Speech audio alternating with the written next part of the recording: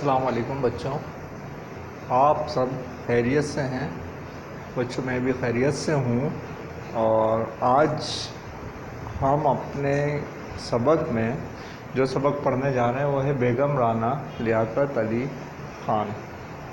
یہ آپ کی کتاب کا 9واں سبق ہے۔ پہلے اس سبق کو شامل کرنے کے مقاصد دیکھیں۔ پاکستانی مشاہیر، بالخصوص تحریک پاکستان کی مشاہیر خواتین کے بارے میں معلومات حاصل کر سکیں۔ مشاہیر جو آپ کی مشہور شخصیات ہوتی ہیں ان کو کہتے ہیں۔ معلومات کا ادراک کر کے ان کے جوابات کے لیے خود کو ذہنی طور پر تیار کر سکیں۔ سوانح نگاری میں اعلیٰ کردار نگاری کی اہمیت کو سمجھ سکیں۔ سوانح نگاری یہ جو کسی کی زندگی کے حالات و واقعات یا اس میں سے کوئی واقعہ لیتے ہیں اس کو کہتے ہیں۔ املا اور ہجے کے لحاظ سے غلط فکروں کی پہچان اور درستگی سیکھ سکیں۔ تو اس میں ہمارے پاس جو ہے ریڈنگ کا یا جو نظری ہے اور مشق کا جو پریکٹیکلی کام ہے دونوں شامل ہیں۔ تحریک پاکستان میں نہ صرف یہ کہ ہمارے جو مرد حضرات ہیں انہوں نے حصہ لیا، بلکہ خواتین نے بھی بڑھ چڑھ کر حصہ لیا اور ایسے ایسے کارنامے انجام دیے ہیں ان خواتین نے کہ عام صورتحال میں ان کو سوچنا محال ہے۔ یہ جو آج ہمارے پاس جن خاتون کا ذکر ہے، جن کی خدمات ہم پڑھنے جا رہے ہیں، یہ بھی جب ہم ابھی پڑھیں گے تو دیکھیں گے کہ کتنی باہمت خواتین اور کتنی سوجھ بوجھ رکھنے والی خواتین جو ہے تحریک پاکستان میں شامل تھیں، اور انہوں نے اپنے اوپر بھی کیا کیا پریشانیاں مصیبت اٹھا کر ملک و قوم کے لیے اپنا بہترین کردار ادا کیا۔ سبق پڑھتے ہوئے آپ کو کیا کام کرنا ہے بچوں؟ آپ کو 5 ایسی باتیں منتخب کرنی ہیں جو آپ کو بہت پسند آئیں۔ ٹھیک ہے، پورا سبق ہے، اس میں سے 5 باتیں آپ کو نشان لگا لینے 5 باتوں پر۔ اکتوبر 1951 عیسوی کی 18 تاریخ تھی۔ کراچی میں ایک مسیحی ادارے کی طرف سے قائم ہونے والے اسپتال سیونتھ ڈے ایڈوینٹسٹ ہاسپٹل کا افتتاح ہونا تھا۔ افتتاح کرنے کے لیے بہت دن پہلے وزیر اعظم کی بیگم سے رابطہ کیا گیا تھا۔ انہوں نے منظور کر لیا تھا۔ اب ایک مشکل تھی۔ صرف 2 روز پہلے وزیر اعظم شہید کر دیے گئے تھے۔ کل ان کی تدفین ہوئی تھی۔ خاتون اول بیگم رانا لیاقت علی خان عدت میں تھیں۔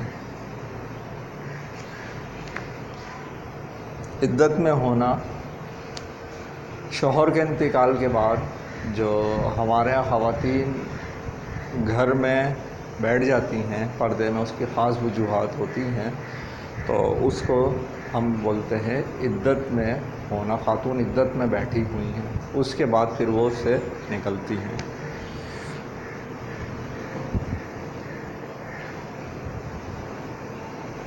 پورے ملک پر سوگ کا عالم طاری تھا، یعنی کہ ہر کوئی غم میں ڈوبا ہوا تھا، جیسے ہر گھر سے میت اٹھی ہو۔ یہ کیسے ہو سکتا تھا کہ اس عالم میں ایک نئے اسپتال کے افتتاح کی رسم ادا کی جائے، اور وہ بھی شہید وزیر اعظم کی بیوہ کے ہاتھوں، جن کے شوہر کی تدفین کو مشکل سے 24 گھنٹے بھی نہیں ہوئے تھے۔ جب بیگم صاحبہ سے رابطہ کیا گیا تو انہوں نے جواب دیا۔ اب یہ جو انہوں نے جواب دیا ہے یہ وہ بات ہے جو ابھی تعارف کے اندر میں آپ کو بتا رہا تھا۔ انہوں نے جواب دیا کہ ملک کی تعمیر و ترقی کے کام روکے نہیں جا سکتے۔ خود اسپتال آنے کی بجائے وہ ٹیلی فون پر رسم ادا کریں گی، لیکن افتتاح اپنے وقت پر ہوگا۔ اب یہ ہے تدبیر۔ کیا تدبیر؟ کہ کام آپ کا ہو جائے خوش اسلوبی سے، اور جو آپ کے فرائض ہیں ان میں بھی کوئی کمی نہ آئے. جو دینی پابندیاں ہیں، شرع ہے، اس کے خلاف بھی نہ جانا پڑے اور ملک و قوم کے جو ترقی کے کام ہیں وہ بھی نہ رکے. تو آپ کی ذمہ داری اور آپ کی جو شرعی حیثیت ہے ان دونوں کو ایک ساتھ لے کر چلنا، اور اس طریقے سے کہ دونوں کی حیثیت میں کوئی فرق نہ آئے اور دونوں کا حق ادا ہو جائے. یہ تدبیر ہے. تو اتنی اعلیٰ تدبیر کس نے؟ بیگم رانا لیاقت علی خان جو خاتون ہیں. یہ کسی اور کے ذہن میں نہیں آئی، ان کے ذہن میں بھی ہوتی. جن لوگوں نے رابطہ کیا تھا، جو اسپتال کا افتتاح کرانے جا رہے تھے، تو وہ شاید پیش کرتے، لیکن کس نے پیش کی؟ خود بیگم رانا لیاقت علی خان نے. یہ اسپتال 7 ڈے ہاسپٹل جو ہے آپ کے یہاں صدر کے اندر، بالکل جو مین صدر ہے آپ کا ریمبو سینٹر، اس کے پیچھے کی سائٹ کے اوپر واقع ہے. چنانچہ مقررہ وقت پر ٹیلی فون پر بیگم رانا کی آواز سنی گئی اور حاضرین کو ان کے پیغام سے آگاہ کیا گیا. وہ کہہ رہی تھی، خدا دیتا ہے اور اپنی مرضی سے واپس لے لیتا ہے. خدا کی راہ میں کیے جانے والے کام ضرور جاری رہنے چاہیے. میں اس اسپتال کا افتتاح کرتی ہوں. یہ قوم کو ہمت دی گئی ہے کہ باوجود اس کے کہ شہید کیا گیا ہے، اپنی موت نہیں مرے ہیں. حوصلہ کون دے رہی ہیں؟ وہ خاتون جن کا شوہر کل جو ہے، جس کے شوہر کو دفنایا گیا ہے اور ابھی وہ خود ہم سے بے حال ہیں. یہ تھیں بیگم رانا لیاقت علی خان، جن کے عزم اور ہمت نے مشکل حالات میں پاکستان کی تعمیر و ترقی میں اہم کردار ادا کیا. آپ 1905 عیسوی میں ہندوستان کی ریاست المورا میں ایک عیسائی گھرانے میں پیدا ہوئیں. آپ کا پیدائشی نام شیلا آئرن پنت تھا. 1929 عیسوی میں لکھنؤ یونیورسٹی میں اقتصادیات اور سماجیات کے ایم اے میں پہلی پوزیشن حاصل کی.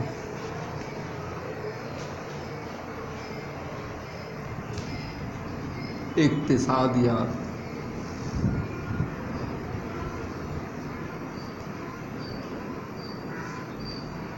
سماجیات.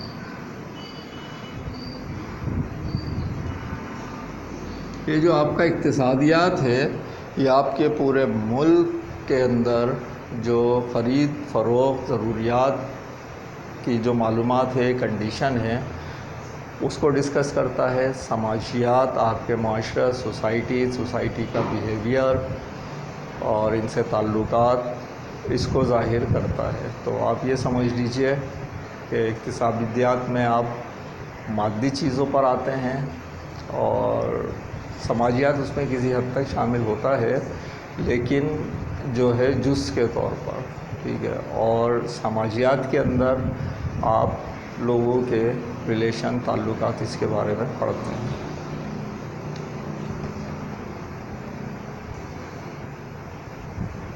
پھر کلکتہ یونیورسٹی سے تدریس کے لائسنس کا امتحان پاس کیا.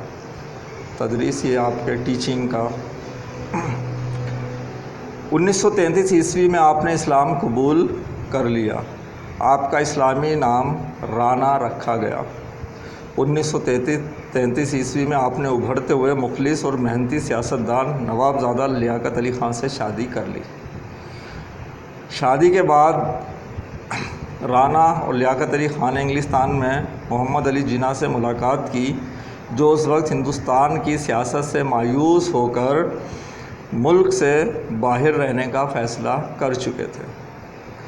انہوں نے مسٹر جناح سے درخواست کی کہ وطن واپس آ کر مسلم لیگ کی قیادت اور مسلمانوں کی رہنمائی کریں. علامہ اقبال بھی مسٹر جناح کو یہی مشورہ دے چکے تھے. تو بچوں، پڑھنے کا کام جو ہے ہم یہاں تک رکھیں گے. انشاءاللہ اس سے آگے جو پڑھنے کا کام ہے وہ اگلے لیکچر میں کریں گے اور کچھ اس کے ساتھ کام کریں گے. آج جہاں تک ہم نے پڑھا ہے، یہاں سے ہمارا کچھ کام ہے. کام کیا ہے؟ سوالات ہیں.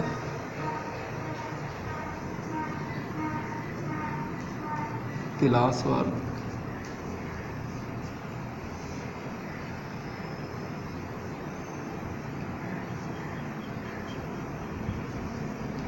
मंदरजा झेल सवालात के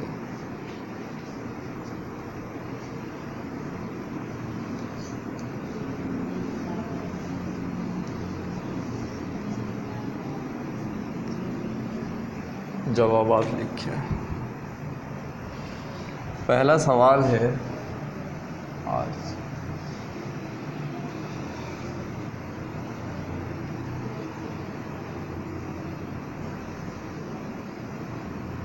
अस्पताल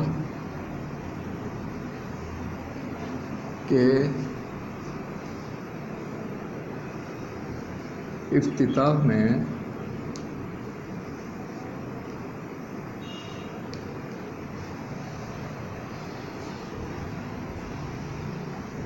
क्या दुश्वारी पेश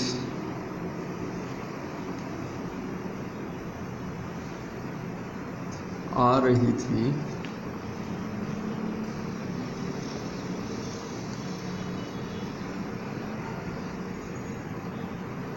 और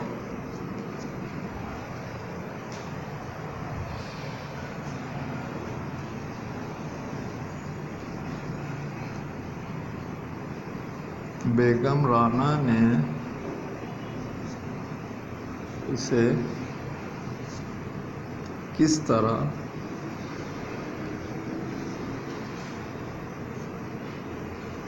हल किया?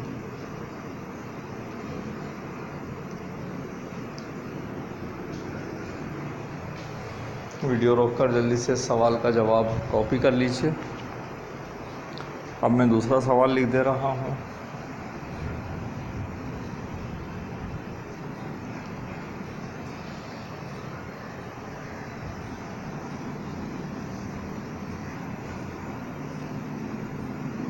अस्पताल के इफ्तिताह के वाक़ये से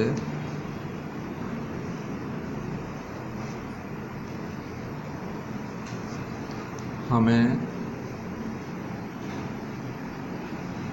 क्या सबक मिलता है?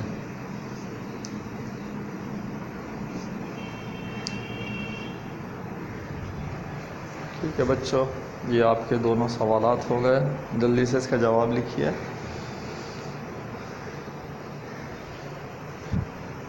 लिख लिया? मिटा रहा हूँ मैं।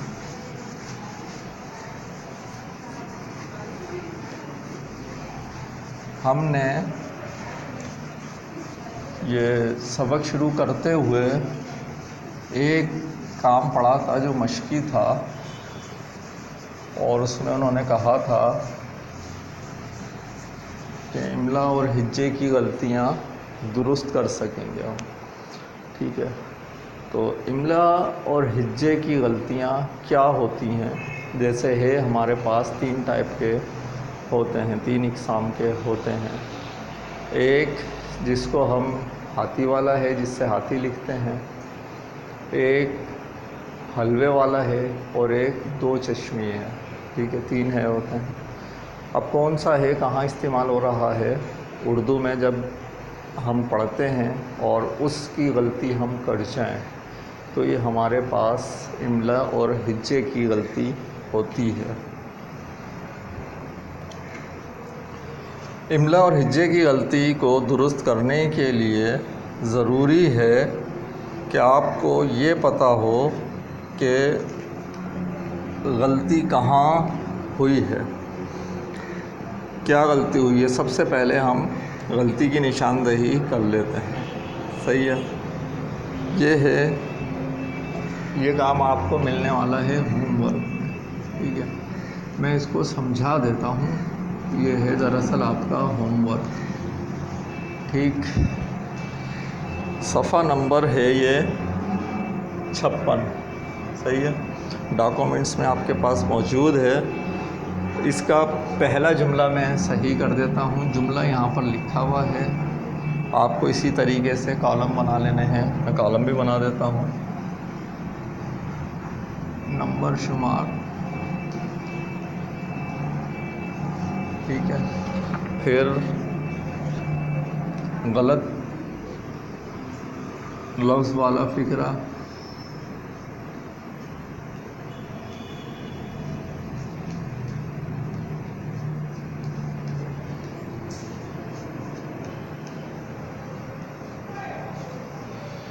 صحیح لفظ۔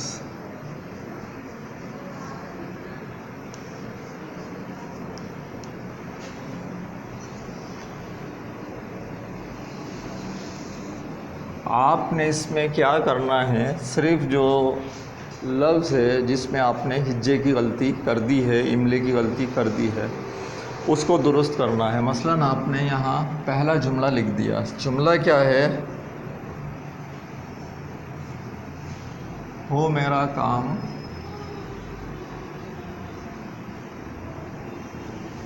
غریبوں کی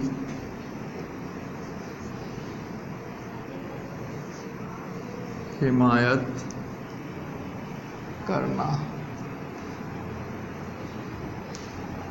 یہ جملہ ہے۔ اب اس جملے میں جو غلطی ہے اگر آپ دیکھیں، یہ تو ہے، یہ جو ہے حمایت، جب ہم حمایت لکھتے ہیں تو یہ والا ہے استعمال نہیں ہوتا ہے، بلکہ حلوے والا ہے استعمال ہوتا ہے، جس ہے سے ہم حلوہ لکھتے ہیں۔ تو آپ نے اس کے نیچے لائن کھینچی اور سامنے صحیح کر کے کیا کرا، حمایت۔ ٹھیک ہے بچوں، تو یہ آپ کے پاس یہاں پر ٹوٹل 10 جملے ہیں، 10 میں سے ایک تو میں نے کر دیا ہے مثال میں آپ کو، باقی کے 9 جملے آپ ہوم ورک میں پورا کر کے لائیں گے۔ ہم انشاءاللہ اگلے لیکچر میں اس سبق کا بقیہ حصہ پڑھیں گے۔ اللہ حافظ۔